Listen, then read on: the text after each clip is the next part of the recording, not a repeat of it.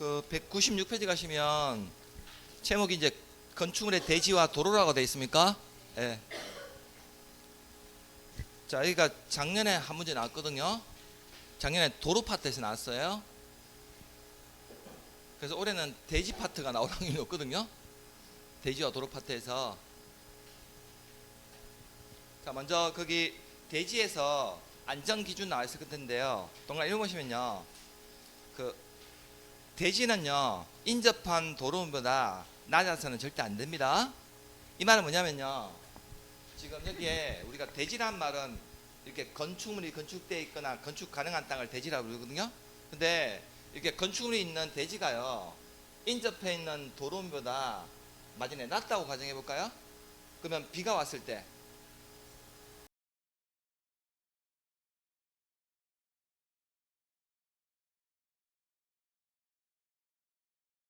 거나 방습의 필요가 없는 경우에는요, 예외적으로 인접한 도로보다 낮아도 된다는 겁니다. 예외적으로는요. 자, 그리고 2번은 뭐냐면요, 습한 토지나 물이 나올 우려가 많은 토지, 쓰레기, 그 밖에 이와 유사한 것으로 매립된 토지에 건축물을 건축할 때는요, 성토란 말은 흙을 다시 쌓으라고요. 지방 개량 등 그 필요한 조치를 하라는 겁니다. 자, 4번에 옹벽이란 말을 아실 텐데, 자, 옹벽은요, 송계란 말은 무너져 내릴 우려가 있다고요. 그래서 우리가 이렇게, 자, 여기다가 이렇게 대지를 조성하려고 하는데, 이 대지 주변에요, 어떤 땅이 있다고? 이렇게 경사가 있는 땅이 있다고요. 그러면 경사가 있는데 여기에 나무가 안 심어져 있어요. 그럼 비가 많이 오면 이 흙이 어떻게 될까요? 흙이 쏟아져 내리겠네요. 이렇게 송계 우려가 있는 이 토지에다가요, 대지를 조성할 때는요, 자, 반드시 흙이 쏟아지는 것을 막기 위해서 옹벽이라는 것을 설치해야 되는데, 이 옹벽 설치 기준은요, 자, 밑에 박스 보시면 성토나 절토하는 부분의 경사도가 1대 1.5 이상으로서 높이가 1m 이상인 부분에는 반드시 옹벽을 설치를 해야 되는데, 만약에 옹벽 이 높이가 2m 이상일 때는요, 이 옹벽의 구조를 어떤 구조로? 콘크리트 구조로 설치하는 겁니다. 자, 그리고 3번에 보시면, 자, 여기 옹벽에 외벽이 있는데요. 이쪽 외벽, 이 옹벽의 외벽면에는요, 옹벽을 이렇게 지지를 하거나 배수를 위한 구조물 외 다른 구조물이 밖으로 튀어나오지 아니할 것 나있습니까? 그럼 이 말은 뭐냐면요, 옹벽의 외벽면에는 이에 지지나 배수를 위한 시설은 밖으로 튀어나와도 되는데, 그 외 구조물은 밖으로 튀어나오면 안 된다고요. 옹벽을 지지하거나 배수를 위한 구조물은 밖으로 튀어나와도 됩니다. 근데 그 외 구조물은 밖으로 튀어나오지 아니하게 됩니다. 이게 바로 우리 건축에서 얘기하는 어떤 대지의 안전 기준이고요. 자, 밑에 양가로 2번은 뭐냐면요, 자, 대지의 조경인데, 우리 시험에서 지금까지 대지 파트에서 제일 시험에 빈출한 게 이거 조경 파트거든요. 나와 있습니까? 그 의문 보시면요, 자, 지금 면적이 적어도 대지 면적이 얼마 이상인 200제곱미터 이상인 대지에 건축을 하는 건축주는요, 용도 지역 및 건축물의 규모에 따라 해당 지자체 조례로 정하는 기준에 따라서 대지의 조경이나 그 밖에 필요한 조치를 반드시 해야 된다는 겁니다. 그래서 내가 만일에 이 건축주가 대지 면적이 200제곱미터 이상이 될 때는요, 이때는 지자체 조례로 정하는 기준에 따라서 반드시 조경을 반드시 해야 된다는 거거든요. 자, 근데 자, 다만 아래 박스 1번부터 8번에 해당 건축변에서는요, 자, 조경 등의 조치를 하지 아니할 수도 있다고 되어 있습니까? 자, 이게 이제 조경이 면제되는 건축물인데요, 우리 시험에서 이걸 잘 물어봅니다. 조경을 하지 아니할 수 있는 건축물 잘 물어본다고요. 자, 그러면 조경을 하지 아니할 수 있는 건축물 중에서 1번하고 거기 밑 오른쪽에 9번 있습니까?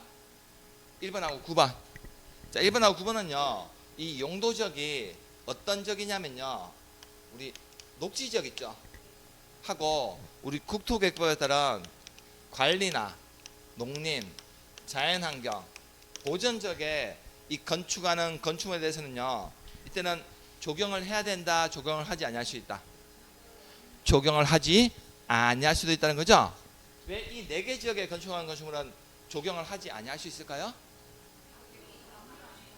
이 대지 주변이 다 나무나 풀이라고. 그러니까 적용을 하지 아니할 수 있다는 거죠. 자, 2번, 3번, 4번은 뭐냐면요, 이 건축물이 종류가요 공장이라는 거거든요. 자, 근데 2번은 어떤 공장이냐면 지금 대지 면적이 5,000제곱미터 미만인 공장이라는 겁니다. 2번은요 면적이 얼마 미만이? 5,000 미만인 대지에 건축하는 공장이거나, 자 3번은요 공장의 연면적 합이요 1,500제곱미터 미만인 공장이거나요. 그리고 산업단지 안에 있는 공장이 있습니까? 2, 3, 4번 다 공장이라고요. 근데 공장의 대지 면적은 얼마 미만? 5,000 미만. 공장의 연면적은 1,500 미만. 산업단지 안에 있는 공장이 있죠? 에 대해서는 적용의 조치를 하지 아니할 수 있다는 거고요. 자, 5번은 뭐냐면요, 대지에 어떤 성분이? 염분이 함유되어 있다고요. 대지에 염분이 함유되어 있으면 적용해봤자 다 말라 죽겠죠. 자, 6번은 뭐냐면요, 건축물이 어떤 거예요? 축사라는 거거든요. 자, 그리고 7번은 뭐냐면요, 우리가 가설 건축물을 배웠는데, 이 가설 건축물이 허가대상, 신고대상, 허가대상 가설 건축물이거나요. 허가대상 가설 건축물은 왜 적용 안 할 수 있을까요? 가설 건축물은요 최대 존치기간이 아까 3년이었거든. 그럼 3년 뒤에는 철거해야 된다고.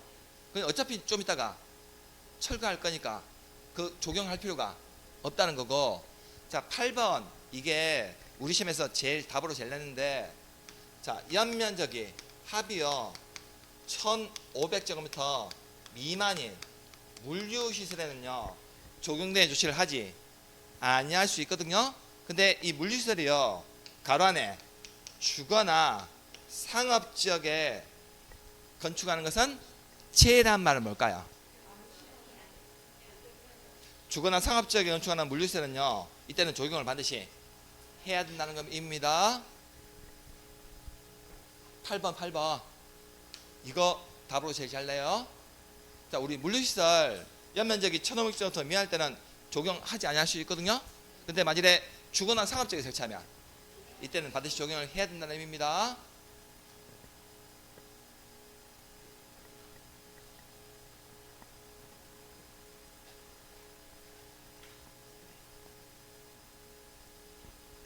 그래서 우리 시험에서 만일에 문제 내면 이건 2가지 유형으로 나올 수 있는데, 첫 번째로 다음 중 적용 등의 조치를 하지 아니할 수 있는 건축물에 해당하지 않는 것, 이렇게 물어볼 확률이 높다고요.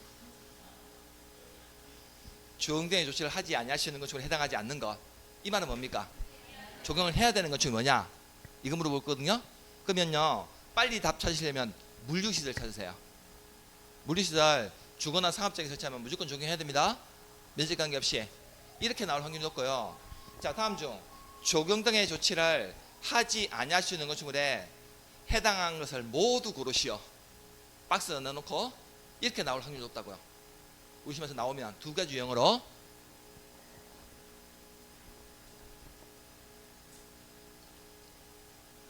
좀 잘 기억해 두세요. 이거 우리 시험에서 제일 빈출했으니까요. 자, 그리고 197페이지 오른쪽 가시면요 양갈로 3번에 그 공개공지라고 있습니까? 자, 이게 대지 파트에서 2번째로 잘 나오는 거거든요. 자, 그러면 우리 공개공지라는 것은요 일종의 소규모 휴식시설이거든요. 그래서 아래 박스에 해당한 지역의 환경을 쾌적하게 조성하기 위해서 대통령령으로 정하는 용도와 규모의 건축물은요 일반이 사용할 수 있도록 소규모 휴식시설인, 자, 공개 공지나 공개 공간을 의무적으로 설치를 해야 된다는 겁니다. 그래서 이 공개 공지는요, 소규모 휴식시설로서 자, 이 시설을요, 자, 설치해야 되는 대상 용도 지역은요, 모든 지역에 설치하는 것이 아니라 7개 지역에만 설치해야 되는 겁니다. 그래서 박스 오른쪽에 설치 대상 지역에 1번 보시면요, 거기 일반 주거 있습니까? 그리고 준주거 지역이나 그다음에 2번에 상업지역. 우리 상업지역은 몇 개로 나뉩니까? 4개로 쓰면 되죠? 중심, 일반, 유통, 상업지역 4개 상업지역 다 설치해야 되고요. 그 다음에 중공업지역 있습니까? 이 7개 용도지역에서만 설치하는 겁니다. 다른 지역은 설치할 필요 없습니다. 설치 대상지역. 그러면 앞으로 이 공개공지는요, 이 대상지역 안에 어떤 건축물에 설치되냐면요, 그 대상 건축물은요, 이 대상 건축물의 바닥 면적 합이요 5,000제곱미터 이상인 문화 및 집회시설 있습니까? 종교, 판매나 아니면 운수시설 중에서 여객용시설만 해당이 되고요. 업무시설이나 숙박시설로서 해당 용도로서는 바닥 면적 합이 얼마? 5,000제곱미터 이상인 이 건축물에는 반드시 공개공지 설치해야 됩니다. 바닥 면적이 5,000제곱미터 이상인 문화 및 집회시설은 뭐 얘기하는 거냐면요, 우리 공연장 같은 데 있죠? 문화예술센터, 문화예술회관, 아니면 극장 이런 데 바닥 면적이 5,000m 이상인 거. 그다음에 종교시설 있습니까? 교회 성당 같은 데.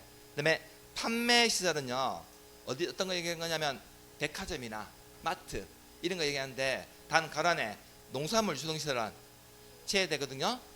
이 뭐냐면 농수산물 도매시장 얘기하는 거예요. 그다음에 운수시설 중에서 어떤 시설? 여객터미널, 여객용 시설 이것만 해당이 되고요. 그다음에 업무나 숙박시설이란 말은, 업무는 오피스텔 얘기하는 거고, 숙박시설은 호텔이 있습니까? 이런 데 얘기하는 겁니다.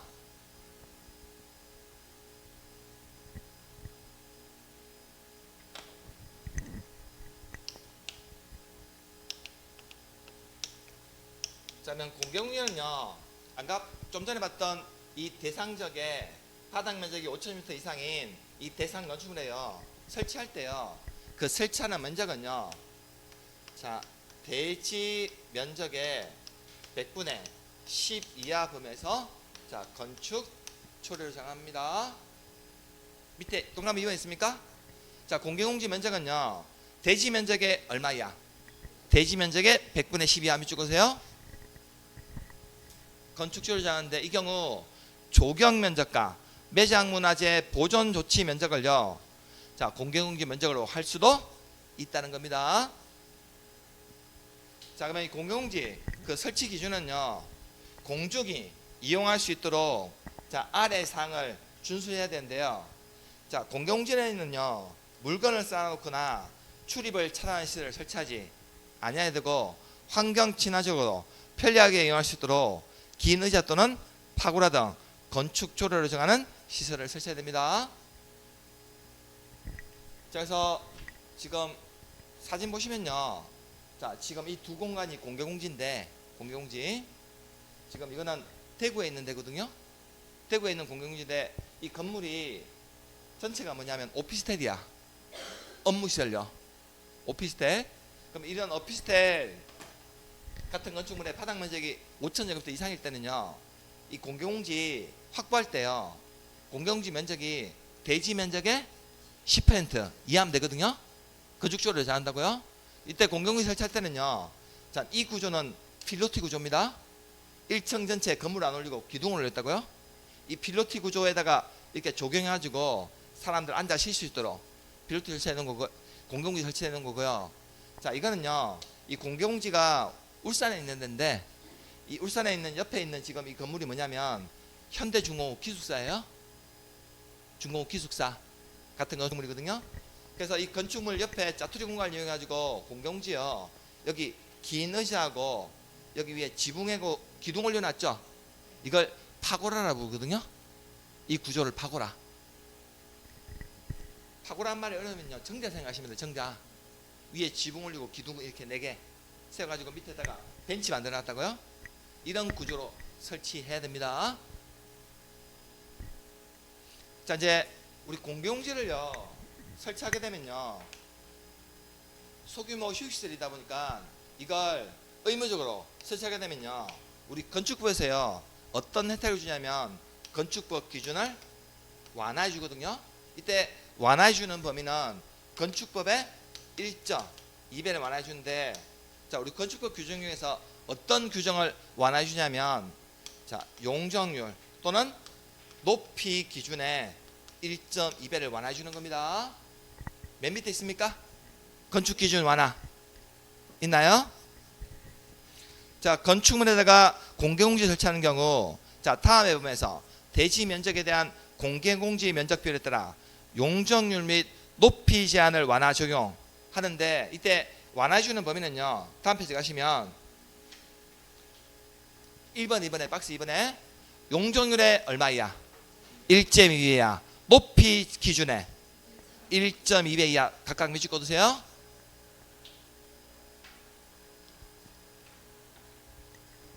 그러면 공개공지 설치하게 되면요 우리 건축법 규정에서 완화해 주는 범위는 얼마를 완화해 주는데?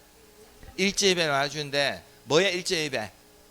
용적률 또는 높이 기준의 1.2배를 완화해 주는 겁니다.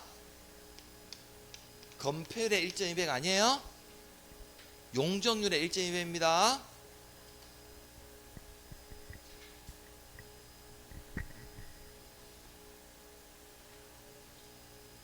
건폐율의 1.2배 완화해 준다면 틀립니다.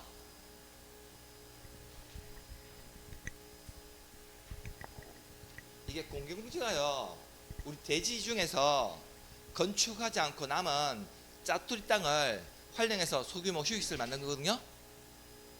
건축 면적을 줄인 거라고. 여기다가 원래 더 건축할 수 있는데 건축 면적을 줄인 거거든요. 그러면 소규모 휴식시설 이거 설치하게 되면 뭘로 완화해 주겠다고? 높이나 층수로 완화해 주겠다고요. 이해됐습니까?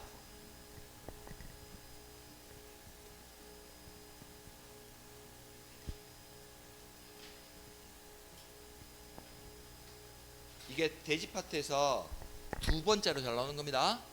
아까 대지 파트에서 제일 잘 나오는 게 대지에 조경을 하지 아니할 수 있는 건축물, 이게 제일 잘 나오고요. 두 번째로 잘 나오는 게 공개공지 이거라고요. 보시면서, 자, 그리고 양갈로 4번 보시면요 그 대지에 분할 제한이라고 나와 있습니까? 자, 여기서 얘기하는 대지는요 어떤 대지냐면 건축물에 있는 건부지 얘기하는 겁니다. 우리 건축물이 있는 대지는 건부지라고 부릅니까? 건축물 있는 대지를 건부지라고 부르냐고. 건축물이 없는 대지는요 낮이라 부릅니까? 학개론 시간에 그 이 정도는 배웠다 보고 안 배웠습니까? 둘 중에서 어디가 더 가치가 높대요? 낮이가 높대요? 우리가 상식하고는 좀 어긋나죠? 건물이 있으면 더 비쌀 것 같은데? 낮이가 더 상대적으로 평가가 높대. 예. 물론 예외적으로 건물이가 높은 평가도 받는 경우가 있지만 일반적으로는 낮이가 더 높이 평가가 받습니다. 그래서 우리 건축부에서 얘기하는 이 건축물인 대지를 건부지라고 부르는데, 자, 우리가 이 건부지는요 대통령 용어자는 다음에 해당하는 규모 이상 범위에서 해당 지자체로 수행하는 면적에 못 미치게 분할할 수 없다는, 여기서 못 미치게란 말은 이 미만으로 분할할 수는 없다는 의미거든요. 자, 이게 왜 그러냐면요 지금 갑이라는 사람이 지금 가지고 있는 대지가요 지금 가로가 10m고 세로가 10m예요. 그러면 이 갑의 대지 총 면적은 얼마입니까? 100제곱미터가 되겠네요. 이해됐습니까? 자, 근데 이 갑이 소유하고 있는 대지가요 지금 천영 주거지역에 있는 대지라면요 우리 천영 주거지역에서는요 지금 건폐율이 얼마 제한 받습니까? 1종이든 2종이든요 건폐율은 50 이하 제한 받거든요. 이해되셨나요? 그러면 지금 갑이요 이 본인의 대지가 총 100제곱미터를 가지고 있는데 이 대지가 일정 전용 주거지역을 한다면 갑은 지금 본인의 대지에 이렇게 건축물을 건축할 때요, 이 건축 면적을 얼마까지 건축할 수 있을까요? 100제곱미터의 절반까지만 건축할 수 있다고. 건폐율 50%는 말은, 이 말은 뭐냐면 건축 면적을 50제곱미터까지만 건축할 수 있다는 거거든요. 이해되셨습니까? 이 말의 의미. 자, 근데 지금 이 갑이라는 사람이요, 이렇게 전용 주거지역에 본인의 대지를요, 자, 만일에 둘로 분할해 볼까요? 대지를 분할해 가지고 이건 본인이 원래 소유하고 이걸 을한테, 배우자한테 넘겼다고 생각해 볼까요? 그러면 지금 이 대지는 5m, 여기도 5m가 되겠네요. 그럼 갑의 대지 면적은 얼마로 줄어듭니까?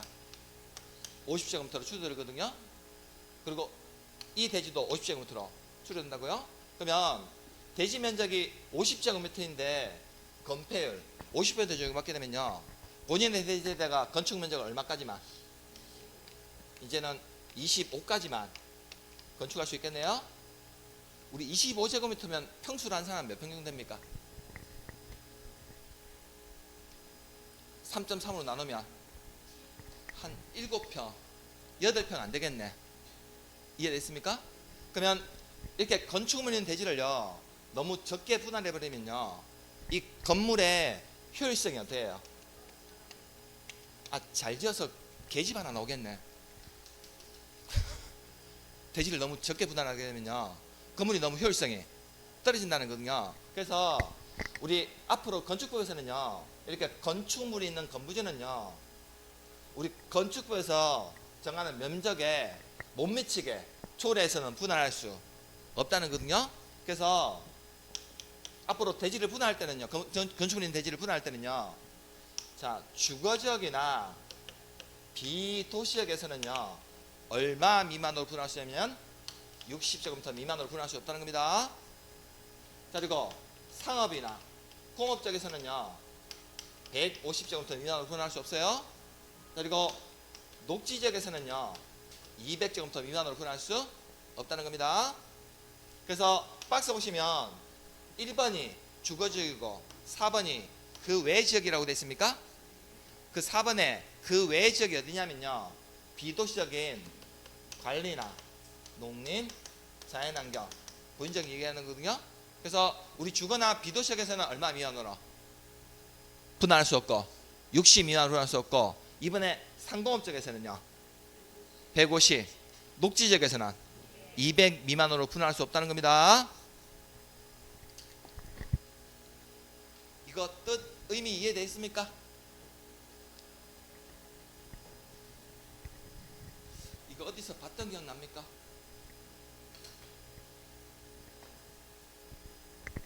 어디서 봤었죠 이거? 혹시 중개사법에 토지거래 허가구역 들어보셨습니까? 토지거래 허가구역 들어보셨나요? 그 면적하고 똑같습니다. 중개사법에 토지거래 허가구역 나오는 건 알고 계시죠? 중개실무 파트에.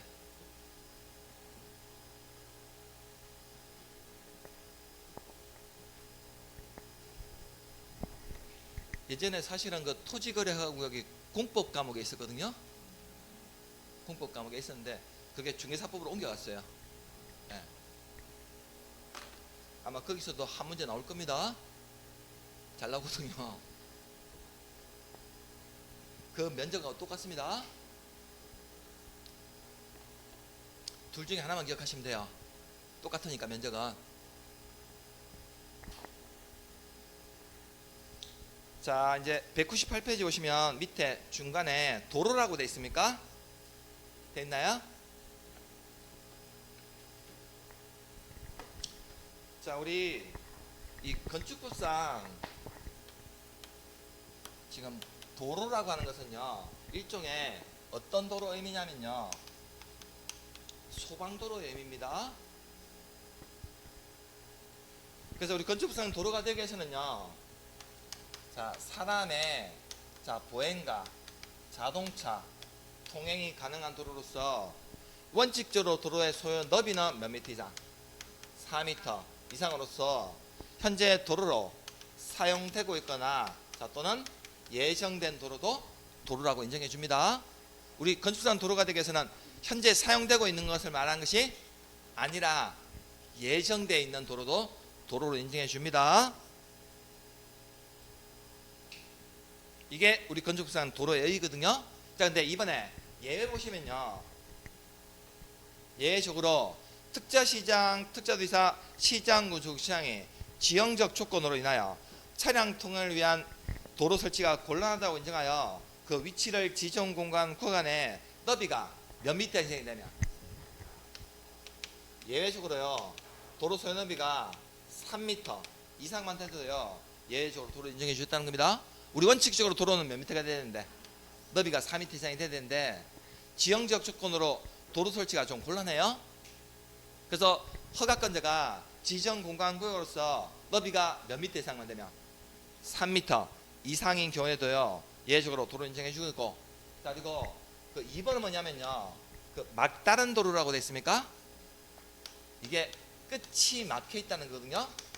그러면 막다른 도로서 그 너비가 자, 아래 길이에 따라서 자, 각각 다음의 표에 정하는 기준 이상인 도로도 예외적으로 도로 인정해 주겠다는 겁니다. 그 밑에 박스 있습니까? 그 막다른 도로의 길이하고 도로의 너비 있습니까?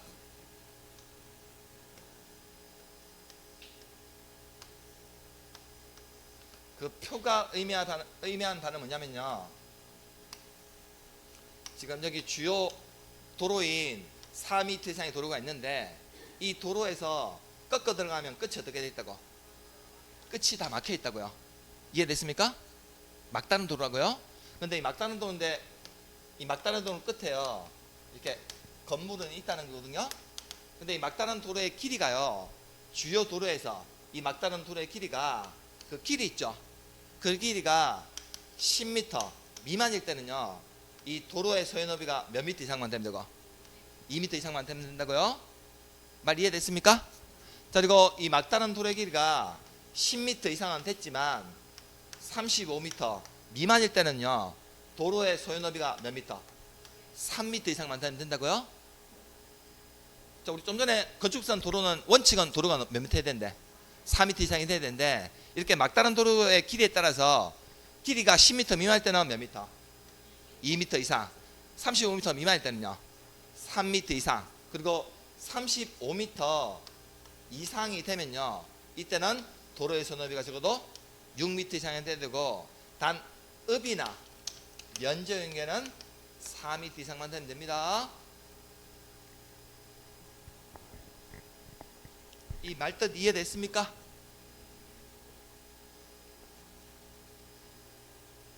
자, 이제 3번에 보시면요. 자, 도로의 지정 폐지 변경이라는 말 나왔을 텐데요. 자, 우리 건축상 이 도로는요. 이거 도로 지정한 누가 하는 거냐면 아까 허가권자, 건축 허가권자가 도로 지정한데요. 허가권자는 도로 위치를 지정 공고하려면 자, 원칙은 그 도로에 대한 이해관계인의 동의를 반드시 받아야 됩니다. 그래서 허가권자가 도로를요. 자, 지정하고자 할 때는요. 자, 원칙은 그 도로에 대한 자, 이해관계인의 동의를 받아야 되는데 자, 다만 자, 아래에 해당하면 이해관계인의 동의 받지 아니하고 뭐 거쳐가지고 건축위원회 심의를 거쳐서 도로 지정할 수도 있다는 겁니다. 그럼 어떤 경우에는 건축심의에서 도로 지정할 수 있냐면 허가권자가 이해관계인이 해외에 거주하는 등 사유로 이해관계인의 동의 받기 곤란한 경우나 주민이 오랫동안 통로를 이용하고 있는 사실상의 통로로서 해당 지자체 초례로 정하는 것인 경우에는요 이해관계인의 동의 받지 않고 건축이 심의로 도로 지정할 수 있거든요. 근데 만일에 한번 지정된 도로를요 만일에 폐지하거나 변경하고자 할 때는요 그 도로에 대한 이해관계인에요 동의를 반드시 받아야 된다는 겁니다. 도로 지정할 때는 이해관계 동의 받는 게 원칙이지만 건축이 심의만으로 도로 지정할 수도 있습니까? 근데 도로 폐지할 때는요 반드시 이해관계인의 동의 받아야 됩니다. 폐지할 때는 건축이 심의 거쳐서 폐지할 수는 없습니다.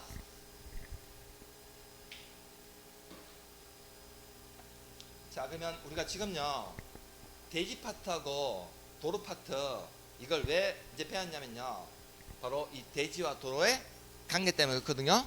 자, 이걸 다른 말로 접도 의무라고 부릅니다. 자, 그래서 그 접도 의무라는 말은 뭐냐면요, 건축물이 있는 대지는 도로에 어떻게 된다고? 접해야 된다고요. 이걸 접도 의무라고 부릅니다. 그래서 원래 이 건축물이 있는 대지는 원칙은요, 이 건축물이 있다면 이 건축물이 있는 대지는 이 도로에 원칙은 몇 미터 이상이 접해야 되면 원칙은 2미터 이상이 접해야 됩니다. 자, 다만 자, 다음에 해당하는 경우에는요, 도로에 접하지 아니하여도 되는데, 자, 어떤 경우에는 도로에 접하지 않아도 되냐면, 자, 해당 건축물의 출입의 지장이 없는 경우나 해당 건축물 주변에 광장이나 공원, 유원지 같은 건축이 금지되고 공중통행에 지장이 없는 공지로서 허가권자가 인증한 공지, 빈 땅이 있거나요, 아니면 농지보에 따른 농막이 있습니까?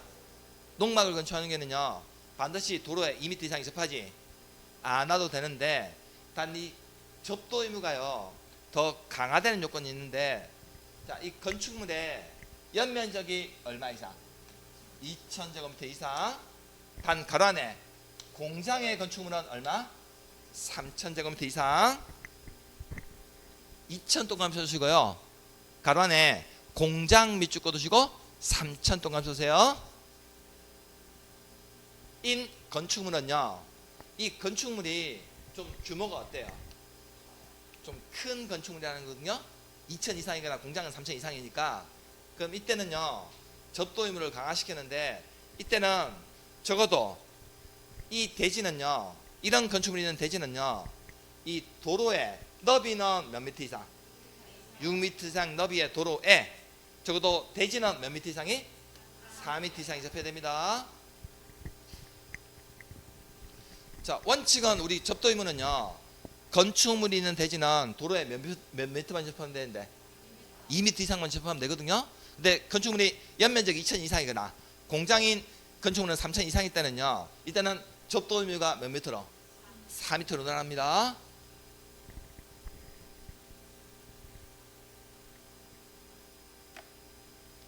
왜 도로의 너비는 6m 이상이 되느냐면요, 이런 건축물에 있는 출입하는 차량들은요, 주로 큰 차들, 대형 화물차들이 출입한다는 거거든요.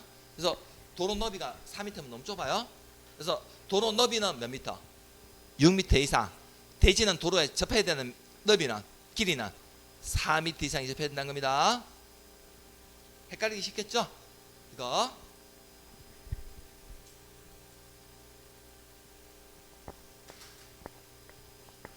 자, 작년에 우리 시험에서요, 아까 제가 도로 파트에서 나왔다고 했는데, 그 도로 파트 중에서 어떤 나왔냐면 건축선이라고 있습니까?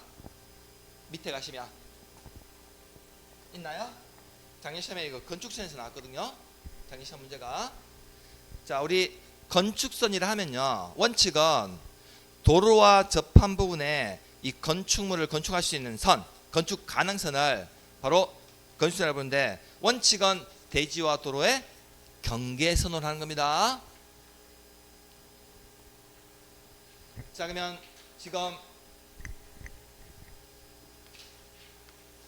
여기 도로가 있고요, 자, 이게 대지가 있을 때요, 이 도로가 소요 너비가 4m 이상이에요.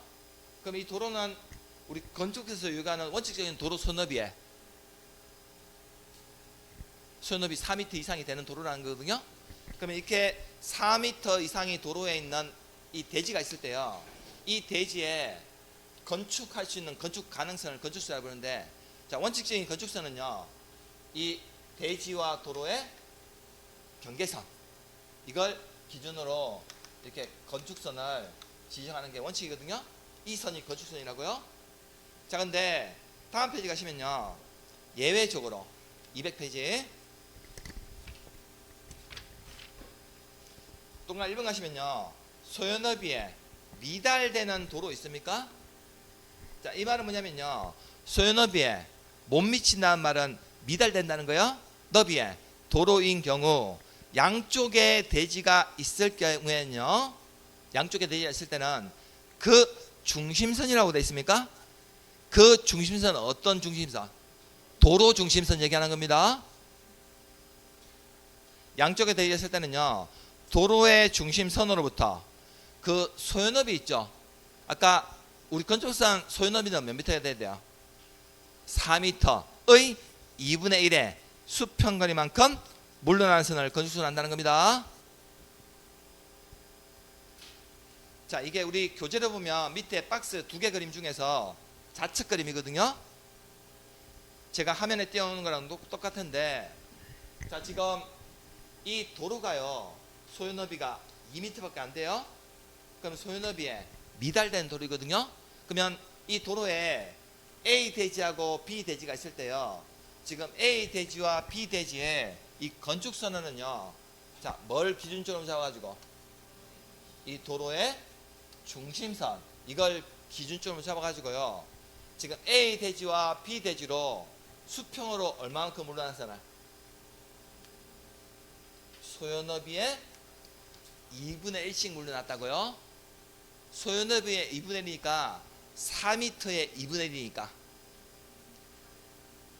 4m의 2분의 1이니까 지금 도로 중심선을 기준점으로 A 대지로 2m 후퇴, B 대지로 2m 후퇴한다고요. 그러면 도로의 너비가 몇 미터가 될까요? 4m가 되겠네요. 그러면 이 선을 기준으로 이렇게 건축선을 진행한다고요. 그러면 지금 나중에 지금 A 대지나 B 대지 입장에서 보면요, 지금 도로 경계선에서 다시 자신의 대지만큼 이만큼 후퇴했다는 거거든요. 이만큼을 후퇴했잖아요. 이 면적만큼을 후퇴했는데 나중에 도로와 대지 사이에 이 후퇴한 면적은요, 나중에 대지 면적 선정할 때는 제외시킨다는 겁니다. 자, 그리고 지금 한쪽은 도로고요, 그 도로 반대쪽에 경사지, 하천, 철도, 선로부지, 그 밖에 이와 유사한 것이 있는 경우에는요, 그 경사지 등이 있는 쪽에 도로 경계선에서 소요너비에 해당하는 수평거리만큼 물러난 선을 건축선을 한다는 겁니다. 자, 우리 그림으로 보면 오른쪽 거거든요. 밑에 오른쪽 거 2개 그림 중에서, 자, 그러면 이게 화면에서 보면요, 지금 한쪽은 대지고요, 지금 도로 반대쪽은 뭐가 있어? 하천이나 철도, 선로부지, 경사지 등이 있다는 거거든요. 그 밑에는요, 이 경사지 등이 있는 쪽으로는 도로 확장을 하기 힘들다고요. 그 밑에 지금 이 C 대지의 이 건축선은요, 자, 어떻게 건축선을 지정하냐면요, 이 경사지 등이 있는 도로에 경계선, 이 경계선, 이걸 기준점으로 잡아가지고 C 대지 쪽으로 수평으로 얼마만큼? 소요너비만큼 후퇴한다는 겁니다. 자, 그래서 원래 이 도로가 소요너비가 2m 있다면요, 소요너비에 미달된 도로다 보니까 한쪽은 대지고 도로 반대쪽은 경사지 등이 있다고요. 그 밑에 C 대지의 건축선은요, 이 경사지 등이 있는 도로의 경계선으로부터 소요너비 4m만큼 수평으로 물러나는 선을 건축선한다고요. 이 선을 기준으로 건축선을 후퇴한다는 겁니다. 그러면 원래 지금 C 대지가 있던 도로 경계선으로부터 C 대지만큼 후퇴한 이 면적 있죠?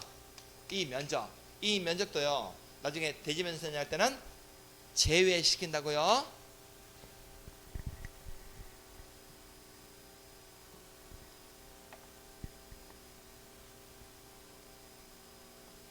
이해됐습니까?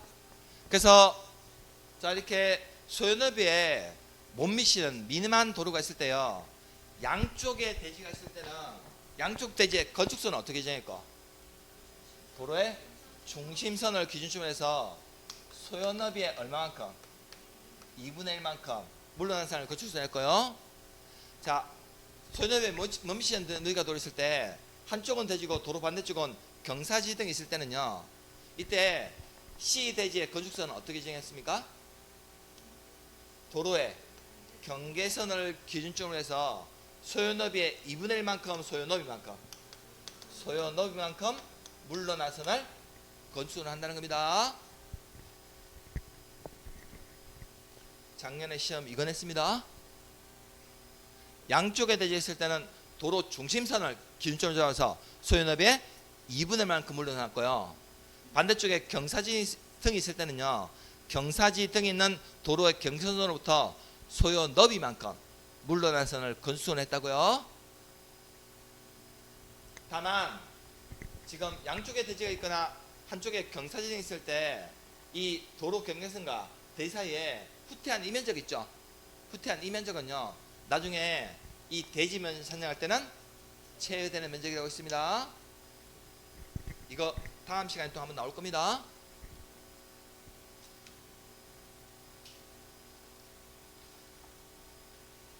자, 우리 201페이지 오른쪽 가시면요, 양거 3번에 건축선에 따른 건축 제한이라고 나와 있습니까?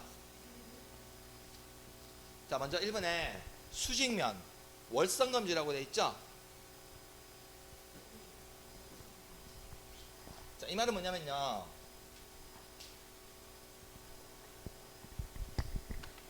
자, 우리가 좀 전에요, 자, 여기가 대지고 여기가 도로라고 한다면요, 지금 이 도로가 소요너비가 지금 4m 이상이 되면요, 이때 원래 지금 A 대지의 이 건축선은요, 이 도로와 대지의 경계선, 이걸 기준으로 건축선이 진행하거든요. 그래서 건축선이 진행되면 이 건축선에 지금 수직면이 있을 텐데, 앞으로 지금 건축선에 수직면, 도로면 있는 바깥쪽으로는요, 이 대지에다가 건물을 지을 때 이 건축물에 나 대문, 담장 같은 것들은요, 이 수직면을 넘으면 된다, 안 된다? 넘지 않아야 된다는 거거든요.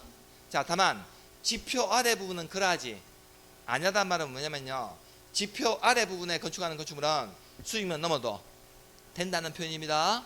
지표 위에는 건축선의 수직면 넘으면 안 돼요. 근데 지표 아래 부분은 건축선의 수직면을 넘어도 된다는 표현입니다. 자, 그리고 개폐시 월성검지란 말은 뭐냐면요, 지금 도로 면으로부터 높이 4.5m 이하에 있는 이 건축물의 출입구나 창문 같은 것들은요, 열고 닫을 때 이 건축선의 수익면을 넘지 않아야 된다는 겁니다. 밑에 있습니까? 이 4.5m 있죠. 4.5m. 이게 뭐냐면요, 화물차의 최대 적재 높이 기준이 4.5m거든요. 이 건축물의 4.5m 이하에 있는 부분이요, 출입구나 창문이 열고 닫을 때 수직면 넘어서 도로 쪽으로 튀어나오게 되면요, 화물차에 부딪힐 위험이 있다고요. 그래서 이거 넘지 않는 구조로 해야 된다는 겁니다. 이런 것만, 우리 옆에 있는 이런 부분 말고요, 앞뒤로 여닫이식, 우리 프로젝트 창 같은 거, 이런 거 있죠, 앞뒤로 여는 거, 이런 창문 출입구 얘기하는 겁니다.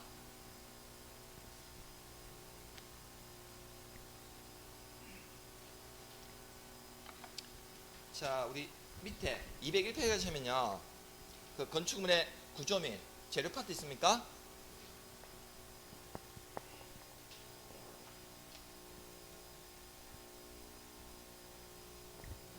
자, 여기서도 작년에 한 문제가 나왔는데 지금 동그라미 2번 이게 나왔거든요.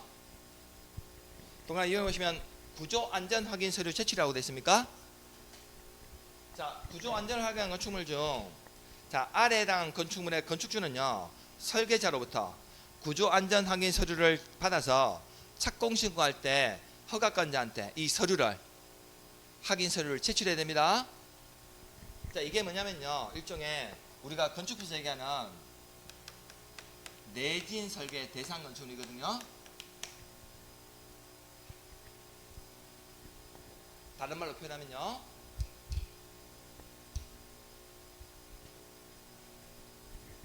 이게 건축부에서요 2018년도에 개정됐어요. 왜 그런지 아세요? 2016년도에 포항, 2017년도에 경주 지진 발생했잖아요. 그래서 그 다음에 개정됐다고요. 이 내용이요. 그래서 나중에 건축주가요 설계자로부터 구조안전 확인 서류 받아서 착공 신고할 때 허가권자한테 구조안전 확인했는지 아닌지를 이 서류를 제출해야 되거든요. 이걸 다른 말로 내진 설계 대상이다 라고 생각하시면 되는데, 자 먼저 박스에 1번 보시면요, 자 층수가 몇 층 이상, 2층 이상인 건축물, 단 가로 안에 주요 구조부인 기둥과 보를요 설치하는 건축물로서 그 기둥과 보가 어떤 구조예요? 목구조라는 겁니다. 목구조 건축물은 몇 층 이상? 3층 이상. 그래서 2층 동그라미 쳐주시고요, 가로 안에 목구조 밑줄 그어두시고 3층 동그라미 쳐주세요. 이상인 건축물입니다. 자 그리고 이번에 자 지금 연면적이 얼마 이상? 200제곱미터 이상 밑줄 그어주세요. 단 가로 안에 목구조 건축물은 밑줄 그어두시고요, 얼마 이상? 500 이상 밑줄 그어두세요. 자 그러면 1번 2번을요 종합적으로 보면요, 지금 목구조가 아닌 건축물은 층수가 몇 층? 2층 이상 또는 연면적이 200 이상. 자 목구조 건축물 때는요 3층 이상 또는 500제곱미터 이상일 때는 이거 구조안전하기 서류 제출해야 됩니다. 자 3번 보시면요, 이 건축물의 높이가 몇 미터 이상? 13m 이상. 처마 높이는 9m 이상. 기둥과 기둥 사이의 거리가 10m 이상인 건축물은 이거 구조안전하기 서류 제출해야 됩니다. 5번 있습니까? 자 6번에 건축물의 용도, 규모를 고려한 종류가 높은 건축물로서 국토교통부를 0으로 정하는 건축물이거나, 자 다음 페이지 있는 것이면요 7번에 국가적 문화유산으로 보존할 가치가 있는 건축물로서 국토교통부를 0으로 정하는 것이거나, 자 문화재 얘기하는 겁니다. 7번은요. 8번은요 한쪽 끝은 고정되고 다른 끝은 지지되지 아니한 구조로 된 보나 차양 등이 외벽의 중심선으로부터 3m 이상 돌출된 특수구조 건축물이 있습니까? 자 지금 이거 8번 같은 건축물을요 우리가 건축공법으로는요 어떤 건축물이라고 부르냐면 이걸 캔틸레버 구조라고 부르거든요. 8번 같은 건축물,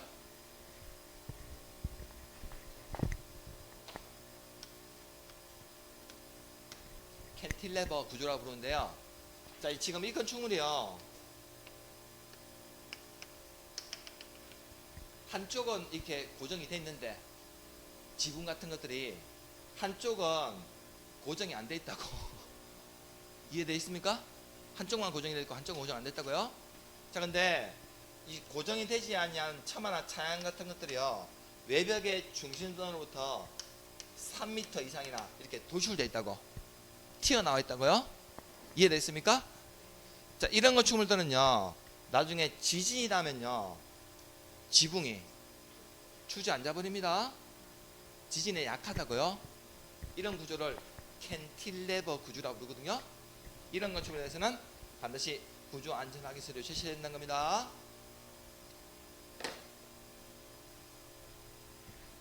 혹시 이런 건축물 보신 적 있습니까? 한쪽은 고정됐는데 한쪽이 고정 안 된 채로 몇 미터나 튀어나와 있어? 3m 이상이 튀어나왔다고. 이해됐습니까? 이런 건축물 되게 지진에 약합니다. 이걸 캔틸레버 구조라고 부른다고요. 이해됐습니까? 자, 그리고 9번에 특수한 설계나 시공 공법 등이 필요한 건축물로서 국장이 정하여 고시하는 건축 특수구조 건축물이거나, 10번에 단독이나 공동주택 있죠? 그래서 앞으로 모든 우리나라에 건축하는 모든 단독이나 공동주택에서도요 반드시 구조안전 확인 서류를 이거 제출해야 됩니다. 일종의 이거 내진 설계 때문에 그래요. 다른 말로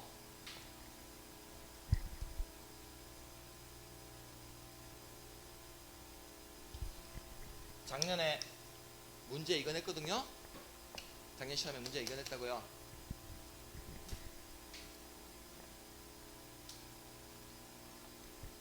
최근에 우리나라에서 좀 지진이 이절만 하면 한 번씩 또 발생합니까? 얼마 전에 저 부안에서 규모 한 4.3 정도 발생했습니까? 이제 한반도에서 우리나라에서 지진이 안전한 지대는 없다는 거거든요. 경주 포항 발생했고 이제 저기 서해까지 지진이 발생하고 있다는 거거든요. 자, 이게 이제 작년 문제 냈다면요. 자, 올해는요. 만일에 여기서 문제를 내면요. 밑에 3번 있습니까? 3번. 그 건축 구조 기술사라고 되어 있죠? 예, 협력을 구해야 되는 건축물도 있는데, 자, 아래 박스에 어느 하나에 대한 건축물의 설계자는요. 해당 건축물에 대한 구조 안전을 확인할 때 누구의 협력을 받아야 된다고요? 건축 구조 기술사의 협력을 구해야 된다는 겁니다. 건축 구조 기술사가 뭐하는 직업인지 아십니까? 생소하죠, 이거? 혹시 그 예전에 TVN에서 했는데 나의 아저씨 드라마 보신 분 있습니까? 나의 아저씨 드라마 보신 분? 얼마 전에 저기 세상을 떠난 분인데 이성규 씨 있죠? 나의 아저씨에서 이성규 씨 직업이 건축 구조 기술사였거든요. 나의 아저씨, 나의 아줌마 말고 나의 아저씨 그 드라마에서요. 이성규 씨 직업이 건축 구조 기술사였다고요. 건축물에 안전진화할 때 이 건축물이 얼마나 안전한가 이런 것들을 검사하는 사람이거든요. 건축 기술사. 이들에게 협력을 구해야 된다고요. 그러면 이 건축물이요. 지금 층수가 좀 높으니까 낮으니까 높으니까 그렇다는 거거든요. 그래서 층수가 적어도 6층 이상인 건축물이거나요. 자, 그리고 아까 이런 특수구조 건축물 있죠? 지진에 취약한 특수구조 건축물이거나 불특정 다수가 이용하는 다중이용이나 준다중이용 건축물 있습니까? 자, 그리고 자, 이 건축물이 자, 필로티 형식의 이 건축물인데요. 이 필로티 형식의 건축물이요. 자, 적어도 층수가 몇 층 이상이면 3층 이상인 필로티 형식 건축물에 대해서는요. 건축 구조 기술사의 협력을 구하라고요. 이게 이 내용도요. 개정이 2018년도에 했거든요. 왜 2018년도에 3층 이상인 필로티 형식 건축물에 대해서는 건축 구조 기술사한테 협력을 구하라고 했을까요? 우리 포항에서요. 지진 발생했을 때 제일 피해가 심각했던 건축물이 뭐였습니까? 이런 건물이거든. 필로티가 어떻게 되버렸어? 필로티가 금이 가버렸다고. 이해됐습니까?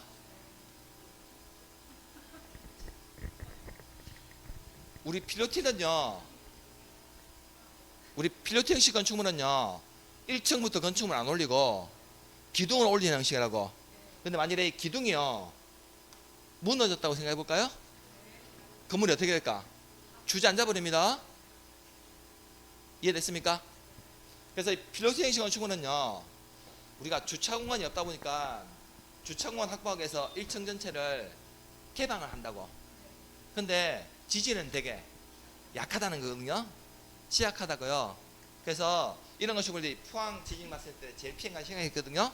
그래서 이런 건축물에 대해서는 반드시 몇 층 이상이면 3층 이상이면 이거 건축 구조사의 협력 구하라는 겁니다. 만일에 여기서 시험 내면요. 지금 건축 구조 기술사의 협력을 구해야 되는 건축물은 2층 이상인 건축물은 필로티 형식은 구해야 되죠. 이걸 답으로 낼 확률이 없습니다. 필로티 형식은 몇 층 이상일 때만 3층 이상일 때만 건축 구조 기술사의 협력 구하면 됩니다.